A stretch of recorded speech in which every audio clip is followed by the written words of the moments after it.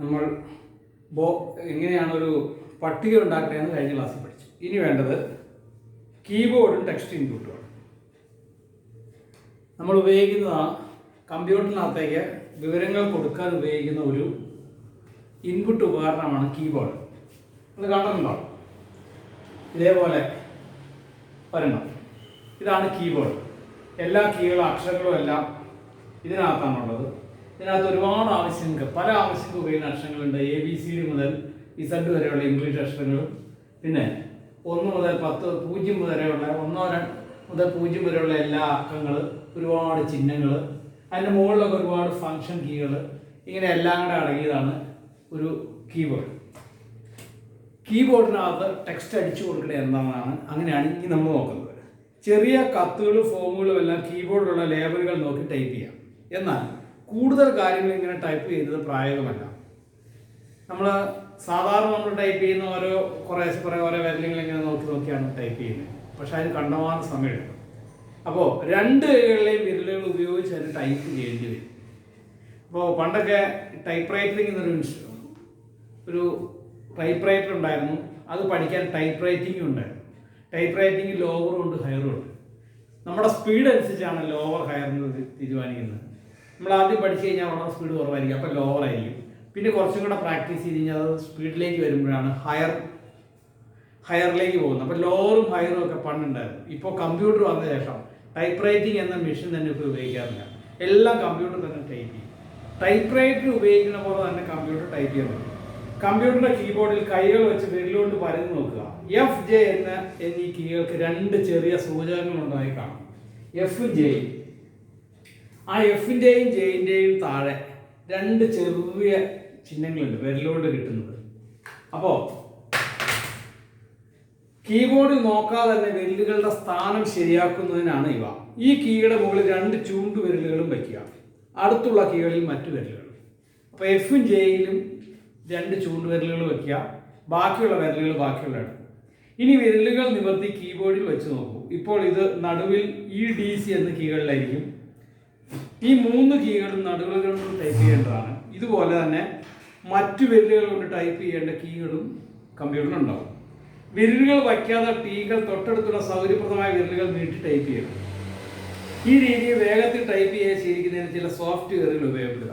ഇത് നമുക്ക് പരിശീലിക്കാം. Type writer നമുക്ക് ഇല്ലാത്തതുകൊണ്ട് പരിശീലിപ്പിക്കാൻ വേണ്ടി അതിനുള്ള ചില ആപ്ലിക്കേഷൻസ് കമ്പ്യൂട്ടറിലുണ്ട്.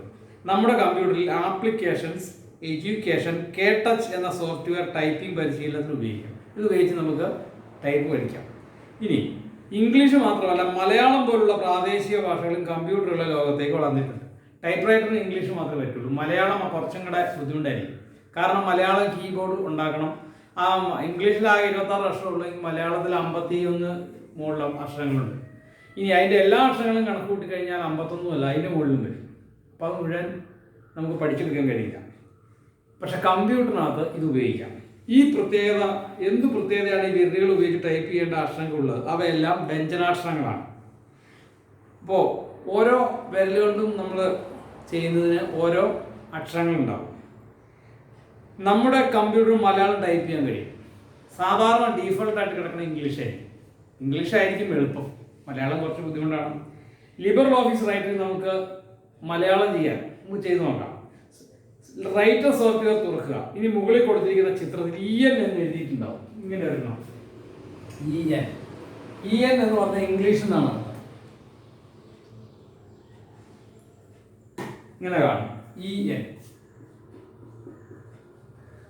അത് തന്നെ പല ഭാഷകളും സെറ്റ് ചെയ്ത് വെച്ചിട്ടുണ്ടാവും. അപ്പോൾ ENൻ്റെ അടുത്ത് ചെന്നൊന്ന് ക്ലിക്ക് ചെയ്താൽ അടുത്തതിലേക്ക് മാറും. അപ്പോൾ അത് മലയാളത്തിലേക്ക് മാറും. സാധാരണ അങ്ങനെയായിരിക്കും സെറ്റ് ചെയ്തേക്കുന്നത്. ചിലപ്പോൾ ഇംഗ്ലീഷ്, മലയാളം, അറബി എല്ലാം കുറേ ഭാഷയുണ്ടാവും. ആദ്യം ഇംഗ്ലീഷ്, ഒന്ന് ക്ലിക്ക് ചെയ്താൽ മലയാളം, പിന്നെ ഒന്ന് ക്ലിക്ക് ചെയ്താൽ അറബി, അങ്ങനെ ഓരോ ഭാഷയിലേക്ക് മാറാം. സാധാരണ കമ്പ്യൂട്ടറിലും ഇംഗ്ലീഷും മലയാളമായിരിക്കും. അപ്പോൾ EN പോയി ക്ലിക്ക് ചെയ്താൽ അവിടെ മലയാളമാവും. ഇനി വലത് നടുവിരലിന് താഴെയുള്ള കീ അമർത്തി നോക്കുക. ഇനി ഇംഗ്ലീഷിലെ ഇത് നമ്മൾ മലയാളം റെഡിയാണോ എന്ന് അറിയണമെങ്കിൽ ഇംഗ്ലീഷ് അക്ഷരമാലയിലെ K എന്ന അക്ഷരം അടിച്ചു നോക്കുക. K എന്ന അക്ഷരം അടിച്ചു നോക്കുമ്പോൾ അതിനകത്ത് വരുന്ന ഫോണ്ട് കായായിരിക്കും. അങ്ങനെ കീബോർഡിൽ ഓരോ ഇംഗ്ലീഷ് അക്ഷരങ്ങളും പറയാൻ ഓരോ മലയാള അക്ഷരം ഉണ്ടാവും. ചില അക്ഷരങ്ങൾ കിട്ടണമെങ്കിൽ ഷിഫ്റ്റ് കീ ഞെക്കിയിട്ട് ഞെക്കണം. കാരണം 26 അക്ഷരം ഇംഗ്ലീഷിലുണ്ട്. ഇംഗ്ലീഷിൽ ക്യാപിറ്റലും സ്മോളും ഉണ്ട്. ഷിഫ്റ്റ് കീ ഞെക്കി കഴിഞ്ഞാൽ കിട്ടുന്നത് ക്യാപിറ്റലായിരിക്കും. ഷിഫ്റ്റ് കീ ഞെക്കാതെ ഞെക്കിയാൽ കിട്ടുന്നത് സ്മോളായിരിക്കും. ഇനി വേണമെങ്കിൽ അതിൻ്റെ കീബോർഡിനകത്ത് ക്യാപ്സ് ലോക്ക് ഓൺ ചെയ്ത് വയ്ക്കാം. ക്യാപ്സ് ലോക്ക് ഓൺ ചെയ്ത് വെക്കുകയാണെങ്കിൽ ഞെക്കുന്നതെല്ലാം ക്യാപിറ്റലായിരിക്കും. പിന്നെ ഷിഫ്റ്റ് ഞെക്കിയിട്ട് ഞെക്കിയാൽ സ്മോളാവും. അപ്പോൾ നമ്മുടെ സൗകര്യം ചെയ്യാം. മലയാളം വരുമ്പോൾ ക്യാപ്സ് ലോക്കിൻ്റെ താഴെ ക്യാപ്സ് ലോക്ക് വർക്ക് ചെയ്യില്ല. അതിൻ്റെ താഴെയുള്ള ഷിഫ്റ്റ് ഞെക്കിയാൽ വേറെ അക്ഷരം വരും. അങ്ങനെ ഓരോ അക്ഷരങ്ങൾക്കും ഓരോ ബദലായിട്ടുള്ള അക്ഷരങ്ങൾ അതിനകത്ത് മലയാള വാക്കുകളുണ്ടാവും. ഇടത് കൈ ഉപയോഗിച്ചും വലത് കൈ ഉപയോഗിച്ചും നമുക്ക് പല അക്ഷരങ്ങൾ ഉപയോഗിക്കാൻ പറ്റും. അപ്പോൾ ചില അക്ഷരങ്ങൾ നമ്മൾ ടൈപ്പ് ചെയ്ത് പഠിക്കാനേ പറ്റുള്ളൂ. അതിനൊരു ഫോണ്ടുകളുണ്ട്. ഓരോ ഫോണ്ടിനും ഏതൊക്കെ അക്ഷരത്തെ സൂചിപ്പിക്കുന്നു എന്നുള്ളതിനൊരു ISM കോഡുകളുണ്ട്. ഞാൻ വേണമെങ്കിൽ വാട്സപ്പിൽ ISM കോഡുകൾ അയച്ചു തരാം. പക്ഷേ നമുക്ക് സ്പീഡ് ചെയ്യണമെങ്കിൽ 2 പേരിൽ ഉപയോഗിച്ച് ടൈപ്പ് ചെയ്യേണ്ടി വരും. ഇനി കീബോർഡ് മാത്രമല്ല ടെക്സ്റ്റ് ഇൻപുട്ട് ഉപകരണം. ഇത് പഠിക്കുന്നവർക്ക്, ഇത് കുറച്ച് പരിശീലിക്കുന്നവർക്കേ കഴിയുള്ളൂ. കുറേ പ്രാക്ടീസ് ചെയ്താൽ മാത്രമേ ഇത് ചെയ്തെടുക്കാൻ പറ്റുള്ളൂ. ഇനി അതല്ലാത്തവർക്ക് വേണ്ടി ടെക്സ്റ്റ് കമ്പ്യൂട്ടറിലേക്ക് കൊടുക്കാൻ വേറെ മാർഗങ്ങളുണ്ട്. ഇതിൻ്റെ പൊതുവെ ഇൻപുട്ട് എന്ന് പറയുന്നത് സാധാരണ ഉപയോഗിക്കുന്ന ഉപകരണമാണ് കീബോർഡ്. കമ്പ്യൂട്ടർ കണ്ടുപിടിച്ച കാലം മുതലേ കീബോർഡും ഉണ്ട്. കാലം മാറുന്നതനുസരിച്ച് സാങ്കേതിക വിദ്യയും മാറും. കീബോർഡ് ഉപയോഗിച്ച് ടൈപ്പ് ചെയ്യുന്നതിന് ഇപ്പോൾ ഉപയോഗിക്കുന്നുണ്ടെങ്കിൽ മറ്റു രീതികൾ പ്രയോഗത്തിൽ വന്നു കഴിഞ്ഞു. അതാണ് കയ്യെഴുത്ത് ഇൻപുട്ട്, ഹാൻഡ് റൈറ്റിംഗ്. ഗൂഗിളിലൊക്കെ ഉണ്ട് hand writing, Google hand writing എന്ന് പറയും.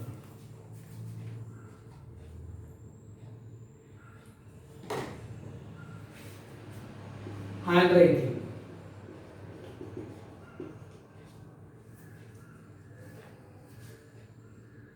വിരലുകൊണ്ട് സ്പീഡിൽ എഴുതിയാൽ മതി. അക്ഷരങ്ങളുടെ രൂപം കമ്പ്യൂട്ടറിന്റെ സോഫ്റ്റ്വെയർ തിരിച്ചറിയും. ചില മൊബൈലുകളിലൊക്കെ ഈ സംവിധാനമുണ്ട്. ഗൂഗിൾ ഹാൻഡ് റൈറ്റിംഗ് ഉപയോഗിച്ച് നമ്മൾ അക്ഷരങ്ങൾ ഇങ്ങനെ എഴുതി കൊടുത്താൽ മതി. സ്പീഡിൽ എഴുതരുത്, പതുക്കെ എഴുതാൽ മതി. അപ്പോൾ അക്ഷരങ്ങളുടെ രൂപം കമ്പ്യൂട്ടറിലെ സോഫ്റ്റ്വെയർ തിരിച്ചറിയും. ഇംഗ്ലീഷും അങ്ങനെ ചെയ്യാം, മലയാളവും ചെയ്യാം. ഈ മലയാളത്തിലാക്കി വെച്ചിട്ട് ഇംഗ്ലീഷ് അക്ഷരങ്ങൾ അതിനകത്ത് എഴുതി കൊടുത്താൽ ഇംഗ്ലീഷ് വരും. പക്ഷെ ചില അക്ഷരങ്ങൾ പ്രശ്നം വരും. ഇപ്പോൾ ഉദാഹരണമായിട്ട് W എന്ന് ഇംഗ്ലീഷിൽ അടിച്ചു കഴിഞ്ഞാൽ മലയാളത്തിൽ വരുമ്പോൾ ധായ, M എന്നടിച്ചു കഴിഞ്ഞാൽ മലയാളത്തിൽ അത് ന്യായാണ്. അതുകൊണ്ട് EN മാറ്റി മലയാളം ആക്കിയിട്ട് അടിച്ചാലേ മലയാളം വരുള്ളൂ. മലയാളം മാറ്റി ഇംഗ്ലീഷ് ആക്കി അടിച്ചാലേ ഇംഗ്ലീഷ് വരുള്ളൂ. രണ്ടിലും ഹാൻഡ് റൈറ്റിംഗ് ഉണ്ട്. അപ്പോൾ ഇത് സോഫ്റ്റ്വെയർ കണ്ടുപിടിക്കും. ഇതിനെ ഉപയോഗിക്കുന്നതാണ് OCR. കമ്പ്യൂട്ടർ ഉപയോഗിക്കുന്ന സാങ്കേതിക വിദ്യയാണ് OCR, ഒപ്റ്റിക്കൽ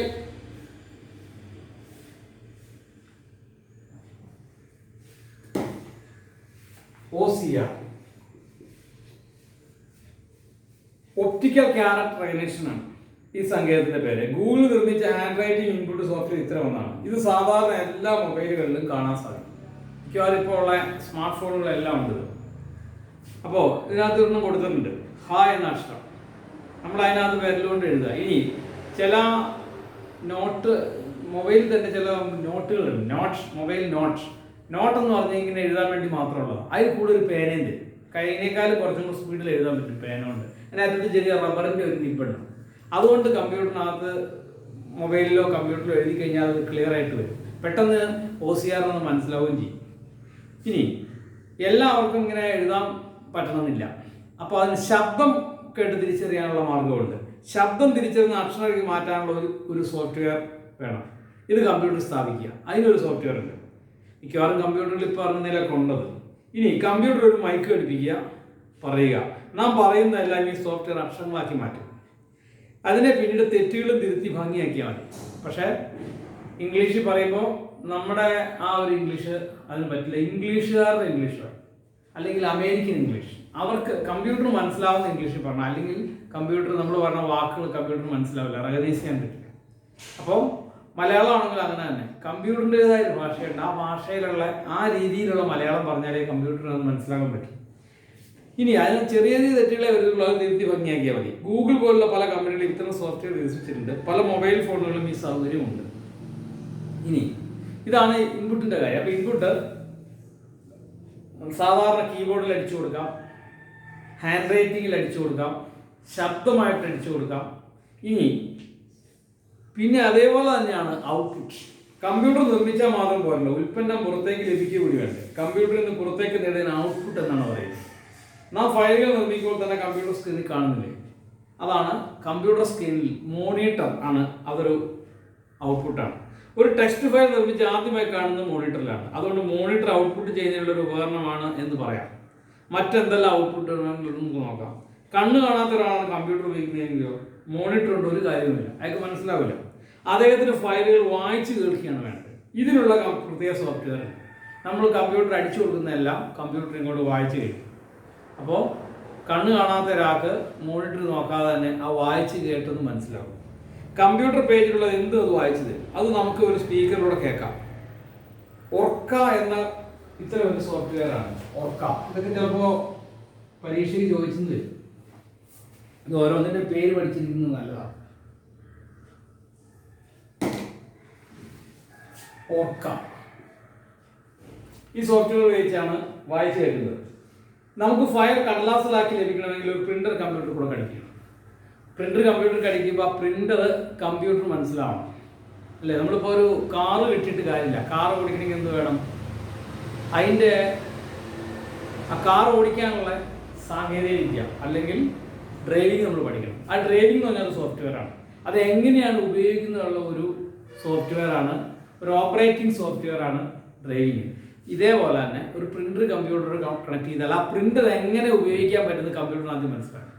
പണ്ടൊക്കെ ആണെങ്കിൽ പ്രിന്ററിൻ്റെ കൂടെ ഒരു CD തരും. ആ CD കമ്പ്യൂട്ടറിൽ ഇൻസ്റ്റാൾ ചെയ്യാം. ഇപ്പോൾ അതിൻ്റെ ആവശ്യമില്ല, ആ പ്രിന്ററിൽ തന്നെ ഉണ്ടാവും അത് ഇൻസ്റ്റാൾ ചെയ്യാനുള്ള സോഫ്റ്റ്വെയറുകൾ. അപ്പോൾ പ്രിന്റർ കമ്പ്യൂട്ടറോട് കണക്ട് ചെയ്ത് അപ്പോൾ ഓട്ടോമാറ്റിക്കായിട്ട് അതിനകത്ത് വരും. അത് അതിൻ്റെ ഡ്രൈവ് എന്ന് പറയും. പ്രിന്ററിൻ്റെ ഡ്രൈവ് അതിനകത്ത് ഉണ്ടാവും. ആ ഡ്രൈവ് നമ്മൾ എടുത്താൽ മതി, അതിൻ്റെ ഡ്രൈവായി തന്നെ ഇൻസ്റ്റാൾ ആയിക്കോളും. കുറച്ച് സമയം എടുക്കുന്നതേ ഉള്ളൂ. ആ ഡ്രൈവ് കമ്പ്യൂട്ടറിനകത്ത് ഇൻസ്റ്റാൾ ചെയ്യും. അപ്പോൾ അതെങ്ങനെ ഉപയോഗിക്കുന്നതെന്ന് മനസ്സിലാവും. അങ്ങനെ നമ്മുടെ ഫയൽ പ്രിന്റ് ചെയ്യാൻ ഉദ്ദേശിച്ചാൽ പേപ്പറിൻ്റെ പ്രിന്റ് തരും. പ്രിന്റർ ഒരു ഔട്ട്പുട്ട് ഉപകരണമാണ്. ഇങ്ങനെ ഒരേ ഔട്ട്പുട്ട് ഉപകരണങ്ങളുണ്ട്. പ്രിന്റർ ഉണ്ട്, മോണിറ്റർ ഉണ്ട്. ഇനി അടുത്തത് ഓൺലൈനായിട്ട് നമ്മളൊരു ഫോട്ടോ തയ്യാറാക്കുന്നത്. ഓൺലൈൻ അപേക്ഷയ്ക്കായി ഫോട്ടോ തയ്യാറാക്കും. ഇതുപോലെ നിങ്ങൾ ചില പരസ്യങ്ങളുണ്ടാവും. Fireman cum pumper operator, watchman ആയ, ജൂനിയർ പബ്ലിക് ഹെൽത്ത് നഴ്സ്, മസ്ദൂർ, pharmacist, livestock inspector, civil excise officer, high school assistant information officer തുടങ്ങി 40 തസ്തികകളിലേക്ക് കാറ്റഗറി നമ്പർ 401 മുതൽ 440 വരെ PSC അപേക്ഷ ക്ഷണിച്ചു. www. അതിൻ്റെ ഒരു സൈറ്റ് കൊടുത്തിട്ടുണ്ടാവും.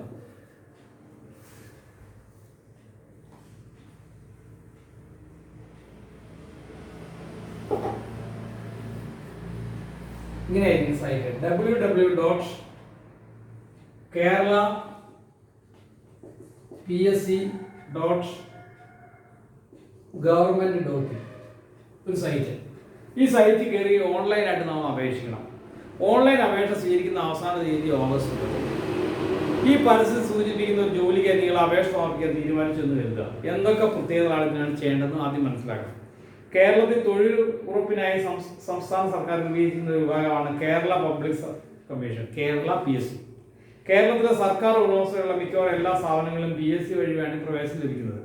കേരള PSC ഇപ്പോൾ നടത്തുന്ന എല്ലാ പരീക്ഷകൾക്കും വെബ്സൈറ്റ് വഴി ഒറ്റത്തവണയായി രജിസ്ട്രേഷൻ നടത്തേണ്ടതുണ്ട്.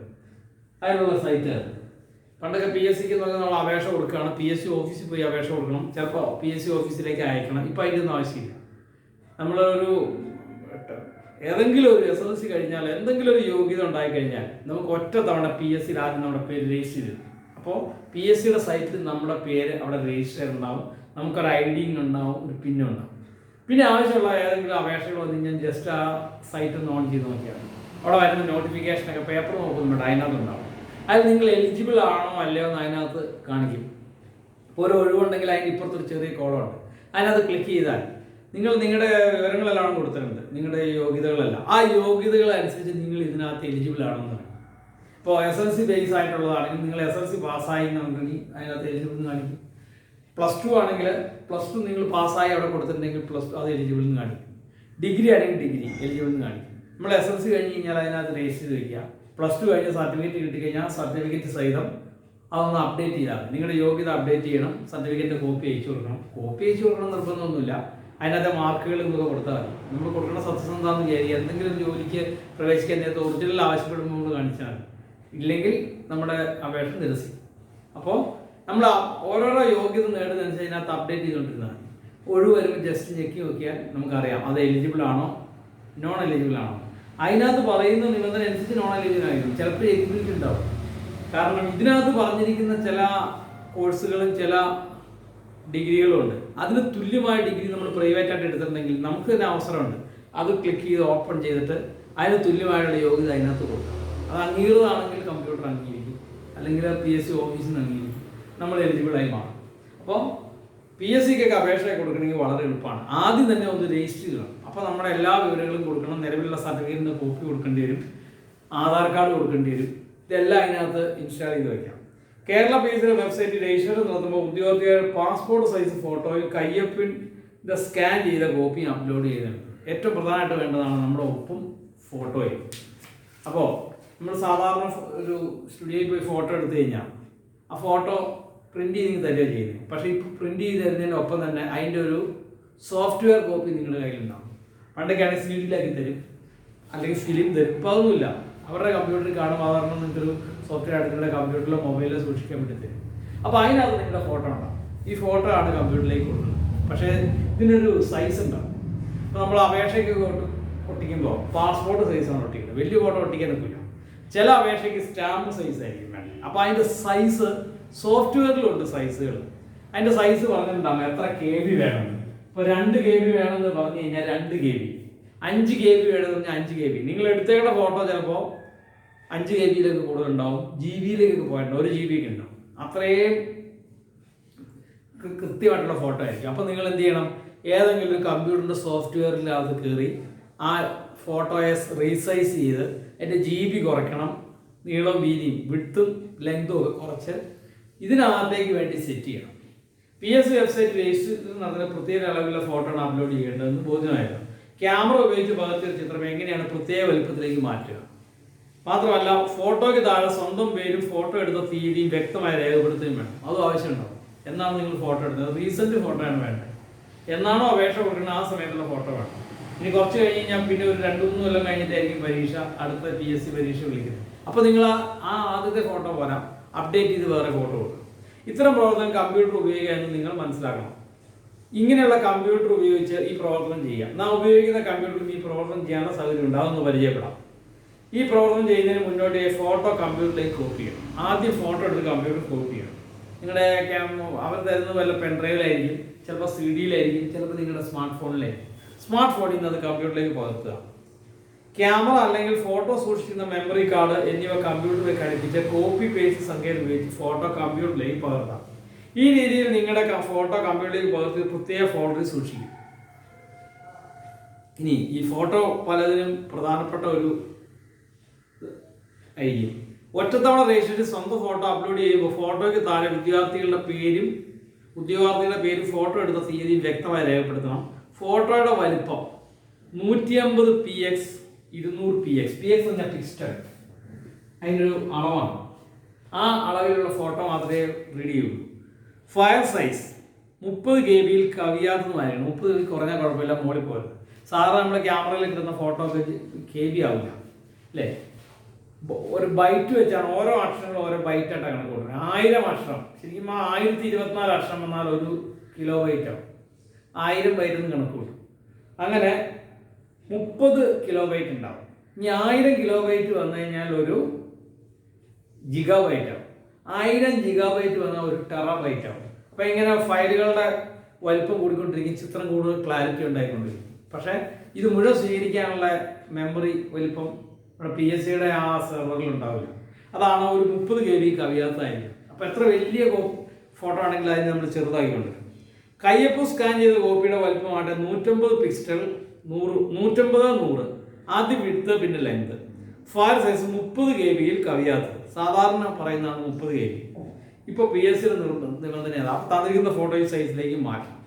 ഇനി ration card, voter ID card, Aadhaar card, driving licence, passport, bank account, pension തുടങ്ങിയ വിവിധ ആവശ്യങ്ങൾക്കായി സ്വന്തം ഫോട്ടോ നൽകേണ്ടി വരും. ഫോട്ടോ എടുക്കാൻ സൗകര്യമുള്ള ക്യാമറ കയ്യിലുണ്ടെങ്കിൽ ഫോട്ടോ എടുത്ത് ആവശ്യമായ വലിപ്പത്തിൽ അവയെ മാറ്റാൻ നാം ഉപയോഗിക്കുന്ന കമ്പ്യൂട്ടർ മാത്രം പ്രയോജനപ്പെടുത്തിയാൽ മതി. പ്രസ്തുത പ്രവർത്തനമാണ് ഈ പാഠഭാഗത്തോട് നമ്മൾ പഠിക്കാൻ പോകുന്നത്. അപ്പോൾ ഫോട്ടോയുടെ സൈസ് ഇതൊക്കെ ചെയ്യുന്നതിനാണ് ഇപ്പോൾ ഇതിൻ്റെ പ്രവർത്തനം ഉപയോഗിക്കാൻ നമ്മൾ ഉപയോഗിക്കുന്ന ഒരു സോഫ്റ്റ്വെയർ ആണ് ജിംബ് അല്ലെങ്കിൽ ഗ്നു ഇമേജ് മാനിപ്പുലേഷൻ പ്രോഗ്രാം. അതിൻ്റെ ഷോർട്ട് ഫോം ആണ് ജിംബ്. ഫോട്ടോഷോപ്പ് നിങ്ങൾ കേട്ടിട്ടുണ്ടാവും, വിൻഡോസിൽ ഉപയോഗിക്കണം. ഈ ഫോട്ടോഷോപ്പിന് തുല്യമാണ് ഇതിനകത്തെ GIMP. GNU image manipulation programme. GNU എന്ന് പറഞ്ഞു കഴിഞ്ഞാൽ ഈ ലിനക്സ് നിർമ്മിച്ച പഴയ കാലത്തുള്ള ഒരു ലിനക്സും ഗ്നു എന്ന രണ്ട് സോഫ്റ്റ്വെയർ കൂട്ടിച്ചേർത്താണ് വിദ്യാഭ്യാസ ആവശ്യത്തിന് ഗ്നു ലിനക്സ് നിർമ്മിച്ചത്. അതിൻ്റെ ഏറ്റവും മോഡേൺ ഫോമാണ് ഇപ്പോൾ ഉപയോഗിക്കുന്ന ഉബുണ്ടു. അപ്പോൾ അതാണ് ഗ്നു എന്ന് പറഞ്ഞു വരുന്നത്. അപ്പോൾ ഇതിൻ്റെ പേരെങ്ങനെയാണ്? GNU image manipulation program. ഒരു സ്വതന്ത്ര ഇമേജ് എഡിറ്റിംഗ് സോഫ്റ്റ്വെയർ ആണ് ജിംബ്. അമേരിക്കയിലെ കാലിഫോർണിയ സർവകലാശാലയിലെ സ്പെൻസർ കിംബാൾ, പീറ്റർ മാറ്റിസ് എന്നീ വിദ്യാർത്ഥികൾ തങ്ങളുടെ ഒരു സെമസ്റ്റർ നീളുന്ന ക്ലാസ് പ്രോജക്റ്റായിട്ടാണ് 1995 ജിംബിന്റെ നിർമ്മാണത്തിന് തുടക്കം കുറിച്ചത്. 1996 ജിംബ് ആദ്യമായി പൊതുശേഖരത്തിൽ പ്രസിദ്ധീകരിച്ചു. 1997 ഇത് ന്യൂ പ്രൊജക്ടിന്റെ ഭാഗമായത്. ടെക്സ്റ്റ് എഡിറ്റിംഗ്, ലെയർ എഡിറ്റിംഗ്, മികച്ചൊരു ഇമേജ് കൺവേർട്ട് തുടങ്ങിയവ ജിംബിന്റെ എടുത്തു പറയത്തക്ക സവിശേഷതകളാണ്. അപ്പോൾ ആദ്യം നമ്മുടെ കയ്യിലുള്ള ചിത്രത്തെ ഒരു പ്രത്യേക വലുപ്പത്തിലേക്ക് മാറ്റുന്നതിനുള്ള മുന്നോടിയായി ചിത്രത്തിന് നിലവിലുള്ള അളവ് എത്രയാണെന്ന് മനസ്സിലാക്കണം. ഇതിനായി കമ്പ്യൂട്ടർ സൂക്ഷിക്കുന്ന ഫോട്ടോ ഡബിൾ ക്ലിക്ക് ചെയ്ത് തുറക്കുക. അപ്പോൾ തുറന്നു വരുന്ന ചിത്രത്തിന്റെ സ്റ്റാറ്റസ് ബാറിൽ ചിത്രത്തിന്റെ അളവും ഫയൽ വലുപ്പവും കാണും. ആ ഫയൽ എത്ര വലുപ്പമുണ്ട്, അതിന്റെ സൈസ് എത്രയാണെന്ന് അതിന്റെ മുകളിൽ ഇങ്ങനെ കൊടുത്തിട്ടുണ്ടാവും. അപ്പോൾ ഇതിന്റെ മുകളിൽ കാണും ചിലപ്പോൾ 250 KB, അതുപോലെ തന്നെ 250 പിസ്റ്റൺ, 150 പിസ്റ്റൺ. ചിലപ്പോൾ ഇത് 1000 ആയിരിക്കും, 1500 ആയിരിക്കും വലിപ്പം. 250 KB ഉണ്ടാവും, 1000 വിഡ്ത്ത് ഉണ്ടാവും, 500 പിക്സൽ വീതി നീളം ഉണ്ടാവും.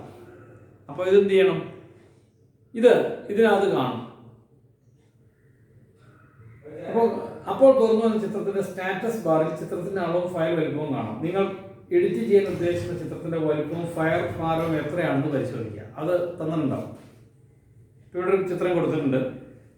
നിങ്ങളുടെ ചിത്രത്തിന്റെ വലുപ്പവും ഫയൽ സൈസും മനസ്സിലാക്കി കഴിഞ്ഞാൽ ഇവിടെ തുറന്നിരിക്കുന്ന ചിത്രത്തിന്റെ ഒരളവ് 717,968 എന്നായിരുന്നു വിചാരിക്കുക. വീതി 717 പിക്സലും ഉയരം 968 പിക്സലും. പിക്സൽ എന്ന ചിത്രത്തിന്റെ വലുപ്പത്തെ സൂചിപ്പിക്കുന്ന ഒരു യൂണിറ്റാണ്. ഈ ചിത്രത്തെ കേരള PSC ആവശ്യത്തിലേക്കായി അളവ് 150 പിക്സൽ 200 പിക്സൽ എന്ന അളവിലേക്ക് ചെറുതാക്കേണ്ടതുണ്ട്. ജിംബ് ഇമേജ് എഡിറ്റിംഗ് സോഫ്റ്റ്വെയർ ഉപയോഗിച്ച് ഈ പ്രവർത്തനം ചെയ്യുന്ന വിധം നമുക്ക് പരിചയപ്പെടാം. ഇനി പിക്സൽ എന്താണ്? ഒരു ഡിജിറ്റൽ ചിത്രത്തിന്റെ ഒരു ബിന്ദുവിനെ പിക്സൽ എന്ന് വിളിക്കുന്നു.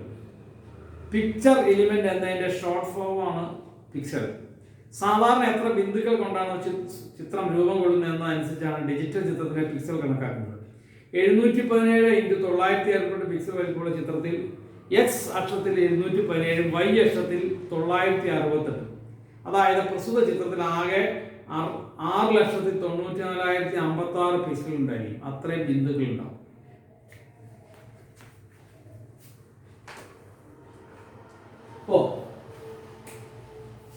ഇങ്ങനെയുള്ളതാണ് X അക്ഷം എന്ന് പറയുന്നത്. മുകളിലോട്ടുള്ളത് വൈകും. അപ്പോൾ ഇവിടെ പറഞ്ഞേക്കണേ 717 ബിന്ദുക്കൾ ആ ചിത്രത്തിൽ ഇത്ര നീളത്തിലുണ്ടാവും. 968 മുകളിലോട്ട് കാണും. ഇത്രയും 968 ബിന്ദുക്കൾ. ഇതായിരിക്കും ആ പിസ്റ്റലിന്റെ വലുപ്പം. അപ്പൊ ഇത്രയും ബിന്ദുക്കൾ ഇവിടെ ഉണ്ടാവും. അപ്പൊ എന്ത് ചെയ്യണം? ബിന്ദുക്കളുടെ എണ്ണം 250 150 ചെറുതാക്കണം. ഇത് 250 ഇത് 150 ചെറുതാക്കണം. ചിത്രം മാറാൻ പാടില്ല. അപ്പൊ എന്താവും? ഇത്രയും ബിന്ദുക്കൾ വരുമ്പോഴാണ് ഇതിന്റെ എണ്ണം കൂടുന്നതനുസരിച്ച് ചിത്രത്തിന് ക്ലാരിറ്റി വന്നുകൊണ്ടിരിക്കും. ഞാൻ ഈ ഒരു വര വരച്ചു. ഈ വര എത്ര ബിന്ദുക്കൾ കടന്നുപോയി? അത് 717 ബിന്ദുക്കൾ കൂടി കടന്നു പോയിട്ടുണ്ടെങ്കിൽ അതാണ് അതിന്റെ നീളം. 968 ബിന്ദുക്കൾ കടന്നു പോയാൽ അതിന്റെ വീതി. ഇതിനെ എത്രയാക്കണം? 717 250 അടിച്ചു കിട്ടുക. ഇത് 150 ആയിട്ട് ചുരുക്കണമെന്ന് കരുതുക. അപ്പോൾ എന്താവും? ബിന്ദുക്കളുടെ വലിപ്പം കൂടും. അപ്പോൾ ഇടയ്ക്ക് ഇഷ്ടം പോലെ ഗ്യാപ്പുകൾ ഉണ്ടാകും, ക്ലാരിറ്റി കുറയും. പക്ഷേ കമ്പ്യൂട്ടർ ഒന്നും വായിക്കാൻ കഴിയും, ഒരുപാട് ചെറുതാക്കാരുണ്ടാവും. അപ്പോൾ അതേപോലെയാണ്. അപ്പോൾ ഇത്രയും പിസ്റ്റളുകളെ പിസ്റ്റളിൻ്റെ വലിപ്പം കുറച്ച് ചെറിയ ചിത്രമായിട്ട് മാറ്റുക. ഫോട്ടോഷോപ്പ് ഉപയോഗിക്കണ പോലെ തന്നെ ജിംബ് ഉപയോഗിച്ച് നമ്മളതിനെ ചെറുതാക്കാം. പക്ഷെ അതിനൊരു സ്റ്റാൻഡേർഡ് സൈസ് ഉണ്ട്. ഇപ്പോൾ നിങ്ങൾ 250 നീളമാക്കി എഴുതുക, കൃത്യമായിട്ട് 150 നീളം വരണമെന്ന് നിർബന്ധമൊന്നും. ഈ ചിത്രത്തിൻ്റെ ഇതനുസരിച്ച്, കാരണം നിങ്ങളുടെ ഒരു ചിത്രം കമ്പ്യൂട്ടറിൽ എടുത്തിട്ട് അന്ന് വീതി ഒന്ന് കൂട്ടി നോക്കുകയും നിങ്ങളുടെ രൂപം മാറും. നീളം ഒന്ന് കൂട്ടിയാലും നിങ്ങളുടെ ഛായയൊക്കെ മാറും. ഛായ മാറെങ്കിലും അനുപാതം ഉണ്ടാവും നീളത്തിനും വീതിയും തമ്മിൽ. അല്ലെ, മനുഷ്യന്റെ രൂപമെല്ലാം സൃഷ്ടിച്ചിരിക്കുന്നത് തന്നെ അങ്ങനെയാണ്, ഒരു പ്രത്യേക അനുപാതത്തിലാണ്. ഇപ്പൊ രണ്ടുപേർക്ക് 2 ഛായ വരാൻ കാരണം മാത്തമാറ്റിക്കലായിട്ട് പറഞ്ഞു കഴിഞ്ഞാൽ 2 പേരുടെ അളവുകളിൽ വരുന്ന മാറ്റങ്ങളാണ്. ശരീര അവയവങ്ങളെല്ലാം ഒരുപോലെ തന്നെയാണ്. ചെറിയ ചെറിയ അളവുകൾ അങ്ങോട്ടും ഇങ്ങോട്ടും മാറുമ്പോഴാണ് രൂപം മാറുന്നത്. അപ്പൊ അതുപോലെ തന്നെ ഇത് രൂപം മാറും. അപ്പൊ എന്താ 250 ഇത് ആക്കി കഴിഞ്ഞാൽ ഇത് ചിലപ്പോൾ ആകുന്നത് 160 അല്ലെങ്കിൽ 170. നമുക്ക് ആവശ്യം ഇവിടെ 150 ആണെങ്കിൽ ഇത് 150 ആക്കുക. അപ്പൊ ഇത് 248 238 ഒക്കെയോ, കുറഞ്ഞാൽ കുഴപ്പമില്ല. ഇത്തിരി കൂടിയാൽ 250 260 ആയാലും പ്രശ്നമൊന്നുമില്ല. അപ്പോൾ അതനുസരിച്ച് ഇതിന്റെ ഏതെങ്കിലും വിഡ്ത്തോ ലെങ്തോ ഒരെണ്ണം മാറ്റിയാൽ സൈസ് മാറിക്കും. അത് കഴിഞ്ഞാൽ അതിന്റെ മൊത്തമുള്ള ഏറിയ മാറ്റാനുള്ളതും അതിനകത്തുണ്ടാവും. അപ്പം നേരത്തെ പറഞ്ഞ പോലെ 250 KB ആണെങ്കിൽ അതിനെ 14 KB മാറ്റാം. മാറ്റിക്കഴിയുമ്പോൾ ഫോട്ടോ സൂക്ഷിക്കുന്ന ഫോൾഡർ തുറക്കുക. ഇത് എഡിറ്റ് ചെയ്യേണ്ട ചിത്രം സെലക്ട് ചെയ്യുക. തുടർന്ന് ചിത്രത്തിൽ മൗസിന്റെ വലതുവട്ടം ക്ലിക്ക് ചെയ്ത് ഓപ്പൺ വിത്ത് ജിം ഇമേജ് എഡിറ്റർ എന്ന ക്രമത്തിൽ ക്ലിക്ക് ചെയ്യുക. ഈ രീതിയിൽ ക്ലിക്ക് ചെയ്യുന്നതോടെ ജിംബ് സോഫ്റ്റ്വെയർ ചിത്രം തുറന്നു വരുന്നു. ഇതേപോലെ ചിത്രം നിങ്ങളുടെ ടെക്സ്റ്റിനകത്ത പോലെ തുറന്നു വരും. എന്നിട്ട് ആവശ്യത്തിനുള്ള വലിപ്പം കുറച്ചാൽ മതി. അത് നമ്മൾ കൂടുതൽ വിശദമായിട്ടുള്ളത് നമ്മൾ അടുത്ത ക്ലാസ്സിൽ ഞാൻ പറഞ്ഞുതരാം. ടെക്സ്റ്റ് കിട്ടുമ്പോൾ ഇത് ടെക്സ്റ്റ് കിട്ടിയാലേ നമുക്ക് പഠിക്കാൻ പറ്റും. ടെക്സ്റ്റ് വായിക്കുക.